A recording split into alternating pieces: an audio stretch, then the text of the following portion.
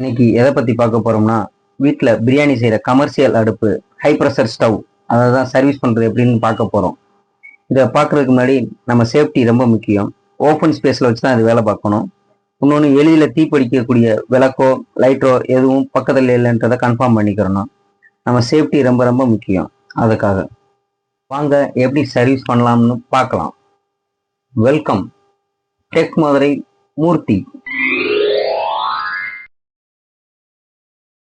இந்த அடுப்பு எரியலேண்டு ரொம்ப நாளா யூஸ் பண்ணாமே வச்சிருந்தனால ரொம்ப ரஸ்ட் ஆகி போய் ரொம்ப அழுக்காகவும் ஆனதுனால இந்த வால்வுல இருந்து ஒரு காப்பர் பைப்பு, நம்மளுக்கு இந்த ஜெட்டோட நாசிலுக்கு ஒரு காப்பர் பைப் கொடுத்துருப்பாங்க. அதை வந்து 19 நம்பர் ஸ்பேனர் போட்டு காப்பர் பைப்பு எந்த விதமும் டேமேஜ் ஆகாம பெண்ட் ஆயிராமையும் நம்ம பத்திரமா பார்த்துக்கிறணும். கை தட்டி மறுபடியும் வளைஞ்சிடக்கூடாது. திரும்ப பர்னர் அசம்பிளியை ஃபுல்லாக நம்ம ரிமூவ் பண்ணுவோம். ரொம்ப ரஷ் ஆகிருக்கனால ரொம்ப கஷ்டமாக இருக்கும்.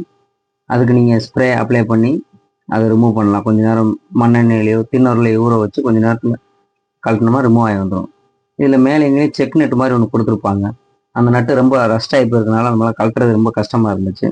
அதுக்கு தான் ஸ்ப்ரே பண்ணி வச்சு கொஞ்ச நேரம் அதை ஊற வச்சு நம்ம எடுத்துருக்கோம். அதை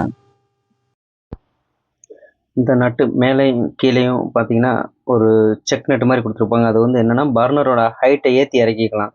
நம்ம வந்து குழியான சட்டி வச்சுருந்தோம்னா ஏற்றி அதுக்காக பர்னர் இறக்கி வச்சுக்கலாம். ஃப்ளாட்டான சட்டி வச்சுருந்தா பர்னரை ஹைட் பண்ணுறதுக்காக 2 சைடும் நட்டு போட்டு செக் நட்டு மாதிரி போட்டு இந்த பர்னர் அசம்பிளி நிப்பாட்டி வச்சுருப்பாங்க.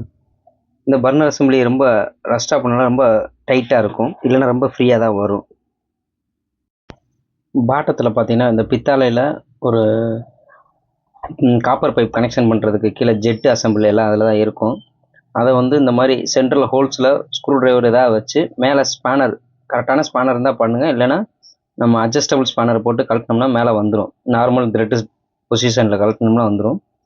அந்த இதுக்கு நடுவில் தான் ஜெட்டு இருக்கும். 4 ஹோல்ஸ் உள்ள ஜெட்டு வரும்.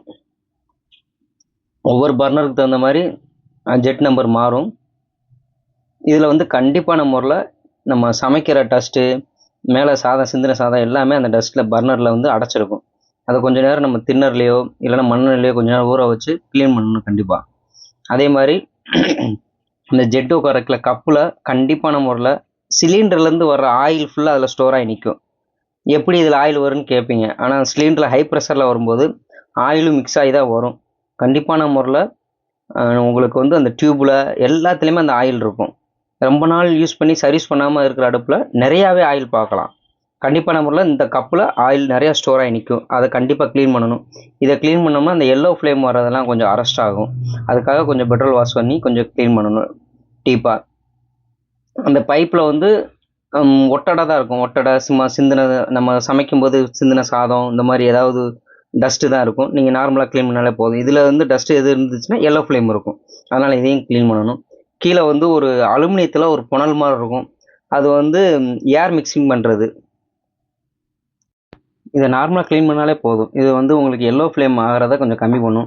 அந்த எண்ணெய் பிசுக்கு எல்லாத்தையும் க்ளீன் பண்ணிவிட்டு உள்ளுக்குள்ளே வந்து கண்டிப்பாக ஒட்டடை, அது மாதிரி ஏதாவது ரைஸு என்ன சமைக்கிறோமோ சமைக்கிற பொருள் அதில் உள்ள கண்டிப்பாக கிடக்கும். அதை க்ளீன் பண்ணணும். ஜெட்டை வந்து நம்ம இந்த மாதிரி கிளச் கேபிள் சொல்லுவாங்களா, கிளச் கேபிள், பிரேக் கேபிள், அதை வச்சு தான் நான் மேக்ஸிமம் யூஸ் பண்ணுவேன். அதை வச்சு நம்ம க்ளீன் பண்ணாலே போதும். ஜெட்டு ஹோல்ஸை லேசாக க்ளீன் பண்ணணும், அகட்டிடக்கூடாது. உள்ளே விட்டு ஃப்ரீ பண்ணணும். டஸ்ட் இருக்கும் கண்டிப்பாக. சுரண்டி க்ளீன் பண்ணி மாட்டினாலே போதும். ஜெட்டெல்லாம் மாற்ற வேண்டிய அவசியமே இருக்காது. இது வரைக்கும் நானும் எந்த ஜெட்டுமே மாற்றினது கிடையாது. ஜெட்டை கொஞ்சம் நல்லா 4 ஹோல்ஸுமே க்ளீன் பண்ணணும். க்ளீன் பண்ணிவிட்டு நீங்கள் ஊதிட்டு மாட்டினாலே போதும். அதே மாதிரி அந்த கப்பை நல்லா தொடச்சிட்டு அந்த பொசிஷன், அந்த கீழே வந்து ஜெட்டில் வந்து குழி மாதிரி இருக்கும், அதை பாட்டத்தில் வர மாதிரி வச்சுட்டு நார்மலாக அந்த அசம்பிள் டைப் பண்ணாலே போதும். இதுக்கு டப்லானோ எதுவுமே தேவைப்படாது. இது வந்து நார்மலாக கேஸ் ஜெட்டை தாண்டி வந்துட்டாலே ரிலீஸ் ஆகிரும் கேஸ். அதனால் அதுக்கு டப்லான் போட வேண்டிய அவசியம் இருக்காது. உங்களுக்கு நார்மல் டைட் வச்சாலே போதும். ஃபுல் டைட்டு ஏற்றி அது ப்ரோக்கன் ஆகிற அளவுக்குலாம் ஏற்றணும்னு அவசியம் இல்லை. அந்த செக் நட்டை லூஸ் பண்ணிவிட்டு நம்ம எப்போதும் அசம்பிளில் மாட்டி விட்ருவோம். அந்த ஸ்டாண்டில் உங்களுக்கு ஹைட்டுக்கு தகுந்த மாதிரி எப்போ வேணாலும் மாட்டலாம். அதனால் லூஸாக தான் வைக்கணும். அது மேக்ஸிமம் ஃபுல் டைட்டுலாம் ஏற்ற வேண்டிய அவசியம் இருக்காது. இந்த அசம்பிள் மாட்டியாச்சு. இனி வந்து இந்த காப்பர் பைப்பை பெண்ட் பண்ணி வச்சுருக்காங்களா, அந்த ஒரு அடி காப்பர் பைப்பில் கண்டிப்பாக நம்மளால் இதே மாதிரி ஆயில் இருக்கும். அந்த ஆயிலையும் நம்ம க்ளீன் பண்ணிவிட்டு மாட்டிடணும். அதை எப்படி க்ளீன் பண்ணுறது அப்படின்னா, நம்ம அந்த பைப்பை எடுத்து க்ளீன் பண்ணணும். அந்த இதில் வால்வுலையும் எதுவும் டஸ்ட் இல்லாமல் ரிமூவ் பண்ணிக்கணும். அதில் டப்லான் இருக்கும். இந்த பைப் எடுத்து நீங்கள் இந்த தின்னரோ இல்லைன்னா பெட்ரோலோ மண்ணெண்ணெயோ ஏதோ உள்ளே ஊற்று கொஞ்சோண்டு பைப்பை அங்கிட்டு இங்கிட்டு ஷேக் பண்ணிங்கன்னா உள்ள ஆயில் ரிலீஸ் ஆயிரும். நீங்கள் அந்த ஆயிலை வேஸ்ட் பண்ணிவிட்டு மறுபடியும் 2-3 தடவை கூட வாஷ் பண்ணலாம், ஒன்றும் தப்பு இல்லை. அதை அதே மாதிரி ஊதி விட்டு அந்த உள்ள ஆயிலை எடுத்துட்டோம்னா வந்துடும். அதுக்கப்புறம் அந்த பைப்பில் வந்து நம்ம கேஸ் ப்ரெஷரை வச்சு உள்ள ஆயிலை ஃபுல்லாக வெளியே எடுக்கலாம். அது எப்படின்னு அப்புறம் கடைசியாக காட்டுறேன் உங்களுக்கு. இப்போ திரும்ப அந்த காப்பர் பைப்பை நான் கனெக்ஷன் பண்ண போகிறோம். அதனால் இந்த வால்வில் வந்து டப்ளான் சுற்றிக்கணும் கண்டிப்பாக. இதில் வந்து டப்ளான் சுற்றணும், இதில் லீக் ஆயிரும். அதனால் உங்களுக்கு நம்ம எங்கிட்டு மரம் ஏற்றுவோமோ அதே கிளாக் வைஸில் நம்ம டப்ளான் சுற்றணும். கிளாக் வைஸில் சுற்றினா ரிலீஸ் ஆயிரும். சுற்றிட்டு பைப்பை எங்கிட்ட பெண்ட் ஆகாமல் பொசிஷனில் இருக்கமாக பிடிச்சிட்டு நம்ம நட்டை டைட் வைக்கணும். டைட் வச்சுட்டு பைப்பை இருக்கமாக பிடிச்சிட்டு நம்ம டைட் வைக்கணும். அந்த டயத்தில் வந்து பைப்பை வந்து டிஸ்ட் ஆகிடக்கூடாது, அதாவது வளைஞ்சிடக்கூடாது. வளைஞ்சிருச்சு அப்படின்னா நிமித்தம்னா கட் ஆயிரும். அதனால் டேமேஜ் ஆகாத அளவுக்கு நம்ம டைட் வைக்கணும். ஓரளவு ஷேக் ஆகலைனால விட்டுறணும். நம்ம கடைசியாக சோப் ஆயில் வச்சு எப்படி லீக்கேஜ் செக் பண்ணுறதுன்னு காட்டுறேன் உங்களுக்கு. அதே மாதிரி இந்த சைடில் நம்ம ஜெட்டோட நாசிலையும் நம்ம அதே மாதிரி பைப்பை கனெக்ஷன் கொடுக்கணும், டேப்பை சுற்றி டப்ளான் சுற்றி.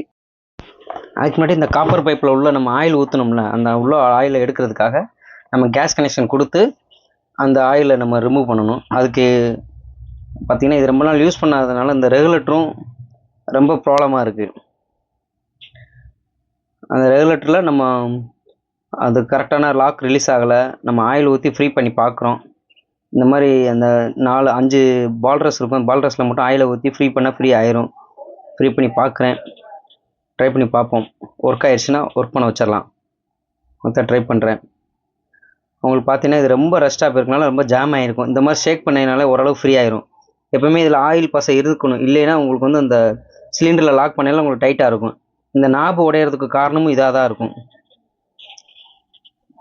பார்த்தீங்கன்னா இது ஒர்க் ஆகலை, நம்ம வேறு ஏதாவது மாற்ற போகிறோம். இப்போ அது ரொம்ப ரஸ்ட்டாக போயிருக்கு. நம்ம எல்லா பக்கமும் ஆயில் போட்டும் அது கரெக்டான ஃபங்க்ஷன் இல்லை. நம்ம இந்த ரெகுலேட்டரை இப்போ சேஞ்ச் பண்ண போகிறோம். புது ரெகுலேட்டர் நம்ம வந்து ஸ்பேனர் போட்டு டைட் பண்ணணும். 2 பக்கமும் பிடிச்சிக்கிறணும். உள்ள வாசர் இருக்கும். இது வந்து இதில் வந்து 2 டைப் இருக்குது. பெரிய நட்டு டு பெரிய நட்டுன்ற ஒரு ஹோஸ் இருக்கும், சின்ன நட்டு பெரிய நட்டு, அப்புறம் சின்ன நட்டு அந்த மாதிரி ஹோஸ் டைப் இருக்குது. இது வந்து 2மே பெரிய நட்டுனால உங்களுக்கு வாசர் போட்டு தான் போடணும் கண்டிப்பாக. சின்ன நட்டுக்கு வாசர் தேவைப்படாது. உங்களுக்கு டப்ளான் சுற்றலைனாலும் பரவாயில்ல, அந்த வாசர் சென்டரில் இருந்தாலே போதும். நல்லா உங்களுக்கு ஸ்பேனர் போட்டு நார்மல் டைட் வைங்க. ஃபுல் டைட் வச்சிட்டிங்கன்னா வாசர் நஞ்சிடும். நார்மல் டைட்டையும் லீக்கேஜில் நம்ம பார்த்துட்டு வேணால் அட்ஜஸ்ட் பண்ணிக்கலாம். இப்போ நம்ம சிலிண்டரில் மாட்டிடுறோம். சிலிண்டரில் மாட்டி இந்த பைப்பில் உள்ள ஆயிலை எப்படி எடுக்கிறதுன்ற பார்த்துக்குறோம். அதுக்கு முன்னாடி பக்கத்தில் எந்த ஒரு தீப்பிடிக்கிற பொருளும் பக்கத்தில் இருக்கக்கூடாது. ஏன்னா நம்ம கேஸ் ஓப்பன் பண்ண போகிறோம். இந்த மாதிரி பைப்பை அடைச்சிக்கிட்டு வால்வை திறக்கணும். ஹை ப்ரெஷராக இருக்கிறதுனால உள்ள ஆயில் ஃபுல்லாக வெளியே வந்துடும். இந்த மாதிரி 2-3 தடவை பண்ணிவிட்டு அமர்த்திக்கோங்க சிலிண்டரை. அப்புறம் அந்த காப்பர் பைப்பை எடுத்து நம்ம கனெக்ஷன் பண்ணிடலாம், டப்ளான் சுற்றிட்டு. பைப் கனெக்ஷன் பண்ணுறதுக்கு முன்னாடி நம்ம லீக்கேஜ் ஒரு தடவை செக் பண்ணிக்கிறோம். ஏன்னா அதை வந்து நம்ம பிளாக் பண்ணி தான் நம்ம லீக்கேஜ் செக் பண்ணுவோம், ப்ராப்பராக தெரியும். அதுக்காண்டி நம்ம ஒரு ஸ்பாஞ்சில் வந்து சோப்பு நுரையை வந்து அப்ளை பண்ணி, சோப்பு ஹேண்ட் வாஷ் இல்லைன்னா உப்பு சோப்பு ஏதாவது நம்ம இந்த மாதிரி கசக்கணும்னா நுரை வந்துடும். அந்த நுரையை வச்சு பண்ணோம்னா அக்யூரேட்டாக தெரிஞ்சுக்கலாம். இந்த மாதிரி அடைச்சிக்கோங்க. அடைச்சிட்டு நாசியில் ஓப்பன் பண்ணிங்கன்னா இப்போ வந்து கையை தாண்டி கேஸ் வராது. இப்போ அந்த வால்வில் எல்லா இடத்துலையும் சோப்பு பபுள்ஸ் வச்சோம்னா பபுள்ஸ் எங்கேயா லீக்கேஜ் இருந்துச்சுன்னா பபுள்ஸ் வர ஆரம்பிச்சிடும். அதை வச்சு நம்ம லீக்கேஜ் பார்த்துக்கலாம். இதே மாதிரி நாசியில் அடைச்சிட்டு இந்த ஹோஸ் கனெக்ஷனில் ரெகுலேட்டர் கனெக்ஷன் பண்ணோம்ல அந்த இடத்துல ஹோஸில் இந்த இடத்துலலாம் உங்களுக்கு இந்த சோப் நிறைய வச்சு பார்த்தோம்னா ஏதாவது பபுள்ஸ் இருந்தால் கண்டிப்பாக தெரிஞ்சிடும். பபுள்ஸ் இருந்தால் மட்டும் டைட் வைங்க, இல்லைன்னா தேவையில்லை. ஏன்னா அதிக டைட் வைக்க அந்த வாசர் நஞ்சு தான் போகும். உங்களுக்கு வந்து கேஸ் லீக் இதாகாது. அதுக்காண்டி நார்மல் டைட் வச்சுட்டு கேஸ் லீக் ஆனால் மட்டும் ஒரு மரம் ஏற்றுங்க, போதும். லீக்கேஜ் அரெஸ்ட் ஆகிடும். இது ஃபுல்லாமே துணி வச்சு சோப்பை ஃபுல்லாக க்ளீன் பண்ணிவிட்டு இந்த நம்ம காப்பர் பைப்பை கனெக்ஷன் பண்ணுவோம். காப்பர் பைப்பை சென்டராக வச்சு நம்ம ஓரளவு பொசிஷன் நிப்பாட்டிட்டு டப்ளான் சுற்றணும். உங்களுக்கு அந்த காப்பர் பைப்பில் சுற்றினாலும் ஒன்றும் தப்பு இல்லை. ஓரளவு அதே மாதிரி நம்ம கிளாக் வைஸ்லேயே சுற்றணும். ஏன்னா நட்டுக்கு அப்படின்னா தான் அந்த பொசிஷனில் கரெக்டாக இருக்கும். உங்களுக்கு ஓரளவு நிறையாலாம் பண்ண அவசியம் இல்லை. நார்மல் ஒரு 4-5 ரவுண்ட் அடிச்சுட்டு நீங்கள் நட்டை டைட் வச்சாலே போதும். உங்களுக்கு ஸ்பேனர் மட்டும் கரெக்டாக போடுங்க, பைப்பு ரொம்ப திரிகிடக்கூடாது. அதுக்காண்டி உங்களுக்கு கரெக்டான ஸ்பேனர் யூஸ் பண்ணுங்கள். பைப்பு வந்துட்டு பெண்ட் ஆயிடாமல் பார்த்துக்கோங்க. அவ்வளோதான். உங்களுக்கு பொசிஷனுக்கு கவுத்தி வச்சு நட்டை டைட் கொஞ்சம் கவனமாக டைட் வைங்க. ஏன்னா அந்த பைப்பு டைட் வைக்கல தான் அந்த பைப்பு திரிகி உங்களுக்கு ஒன்று ஒட்டிக்கிறோம். அப்போ வந்து நிமிக்கும் போது மறுபடியும் கட் ஆயிரும். அதனால் கொஞ்சம் பைப்பை வந்து ரொம்ப நெஞ்சிராத அளவுக்கு பிடிச்சிக்கிட்டு ஓரளவு டைட் வைங்க. கரெக்டான ஸ்பேனர் யூஸ் பண்ணுங்கள், சரியாக வரும். உங்களுக்கு நல்லா மட்டும் டைட் வைங்க. டப்லான் போட்டு உங்களுக்கு டைட் ஏற்றிக்கோங்க. 18, 19 நம்பர் ஸ்பேனர் போட்டு உங்களுக்கு உங்களுக்கு கரெக்டான டைட் இருந்தாலே போதும். உங்களுக்கு லீக்கேஜ் ஆகாது டப்லான் சுற்றி.